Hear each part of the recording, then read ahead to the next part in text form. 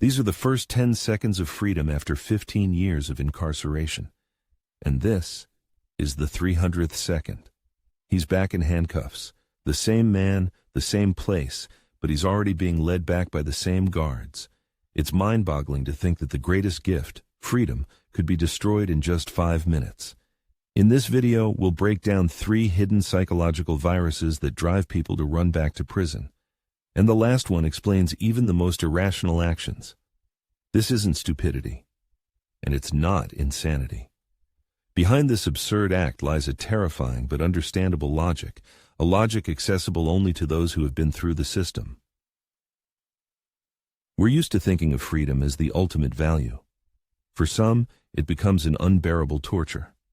According to the U.S. Bureau of Justice statistics, about 44% of former inmates are rearrested within the first year. That's nearly 1 in 2. An entire stadium of people given a chance, only to stumble just a few feet from the starting line. This story isn't just an oddity. It's a diagnosis of the entire system. By the end of this video, you will understand, prison isn't just a building, it's a program installed in the brain. It's like a virus in the firmware, replacing the factory settings of freedom and choice with prison patches like submission and routine. And we'll show how it can be removed using special antivirus programs of social rehabilitation. The first virus is called institutionalization.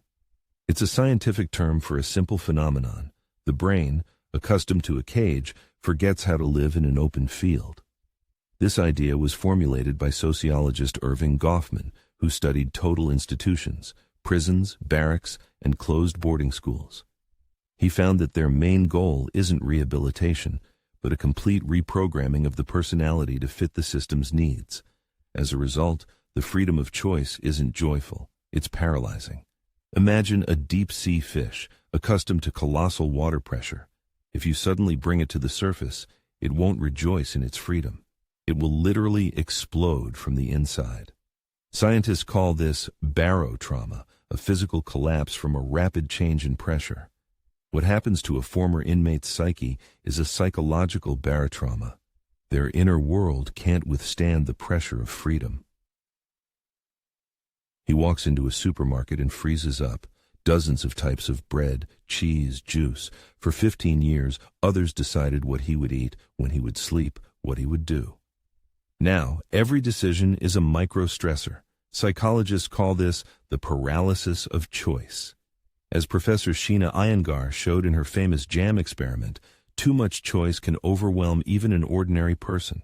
For someone who hasn't made a choice in 15 years, it becomes genuine torture.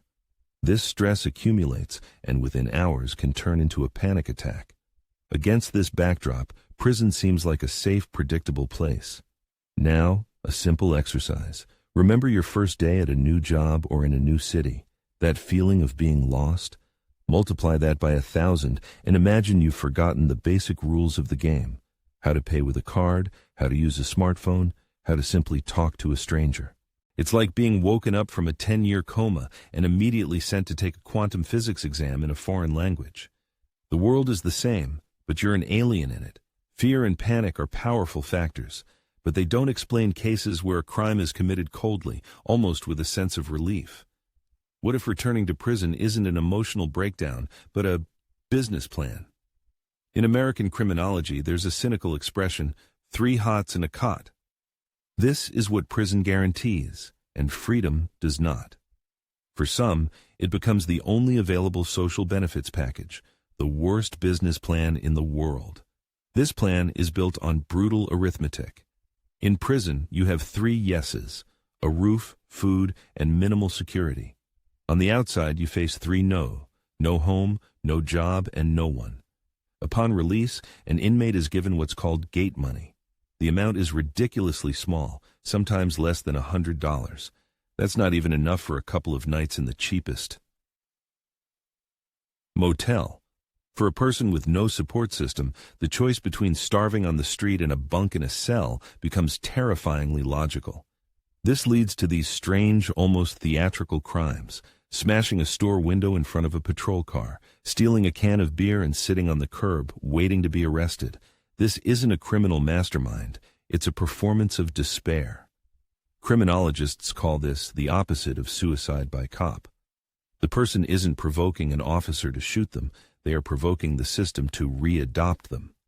It's a cry for help that the system only understands in the language of the penal code. For a police officer or a prison guard, there's no mystery here. They see this person, they know them. Sometimes, they were the ones who released them that very morning. In their lexicon, there's even an informal term, flippers, those who flip and come right back. For a guard, it just means they'll have to fill out the same intake paperwork they just completed.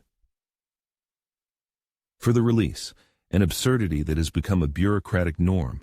They don't see a criminal. They see a person who the system has ground up and spit out.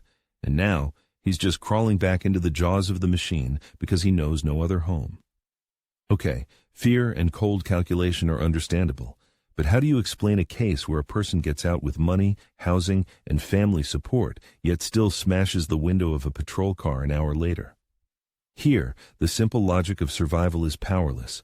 We have to look deeper, straight into the brain, into the prefrontal cortex. This is the CEO of our consciousness.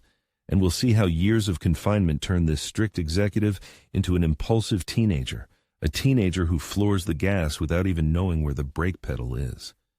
Here, we must look at what prison has done to the brain on a chemical level. And this chemistry, it's not about substances, it's about the wiring. It's about the neural pathways in the prefrontal cortex. Responsible for planning, impulse control, and assessing consequences. In prison, where your every step is scheduled for years ahead, this part of the brain simply isn't needed. It atrophies, like a muscle that isn't used. This isn't just a pretty metaphor. Studies using fMRI scans show a real decrease in activity in this area in people after long-term incarceration. The neural pathways responsible for complex planning literally become overgrown. A person is released into freedom with a physically disabled braking system. Imagine you've spent 10 years driving a car where an instructor handled the braking for you. And now you're dropped onto a highway and the brake pedal simply doesn't work. And it's not just that the pedal is broken. All the warning lights on the dashboard are off too. The brain not only can't stop, but it doesn't even receive a signal that it's hurtling toward a disaster. Any minor irritant, a sideways glance, a loud noise, can trigger an inappropriate, explosive reaction.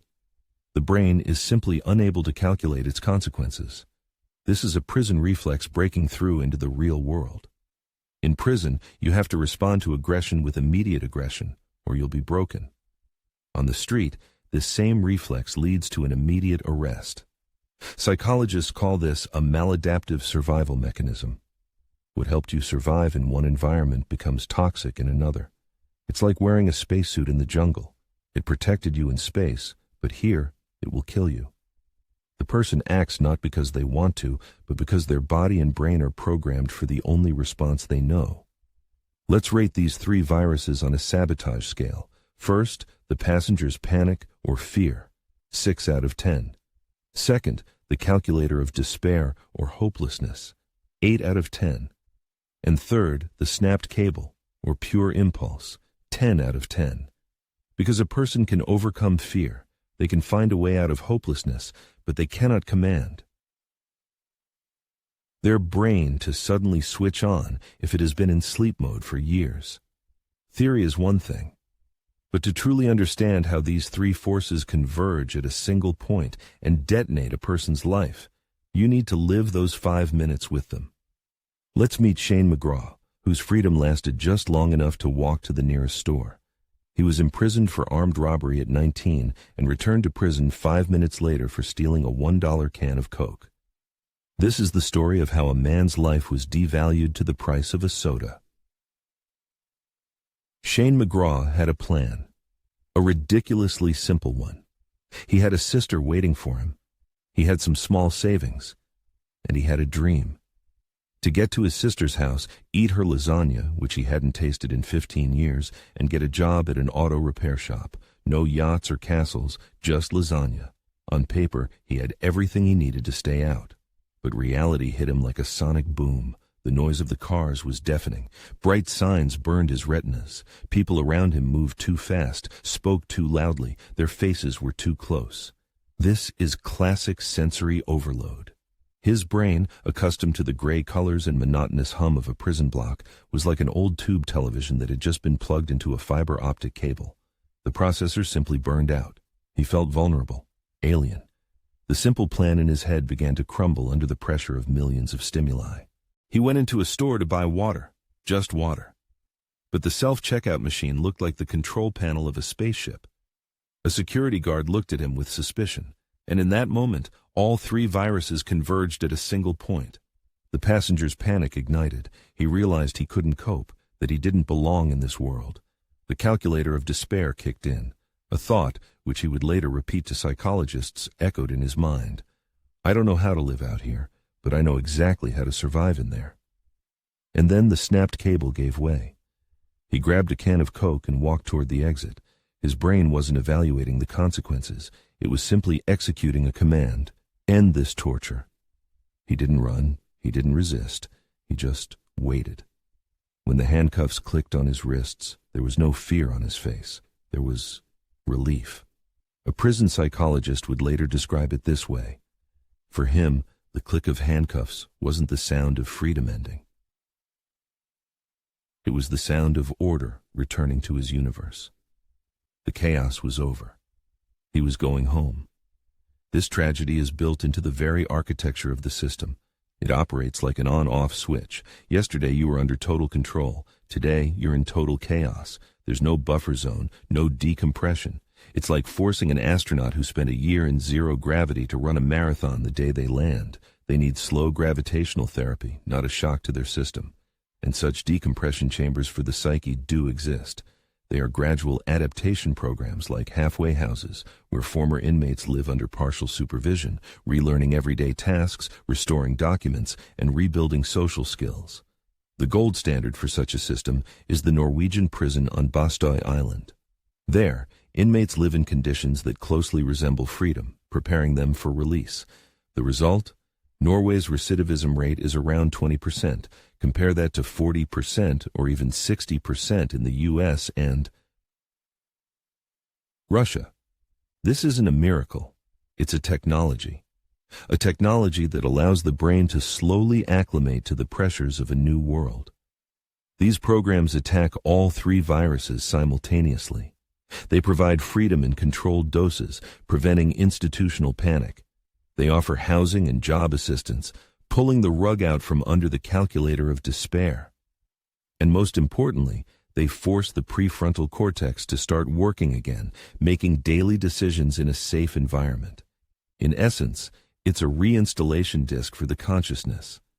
It doesn't just erase the prison virus, it slowly, step by step, installs the drivers for a new operating system called freedom. So the self-destruct code consists of three components.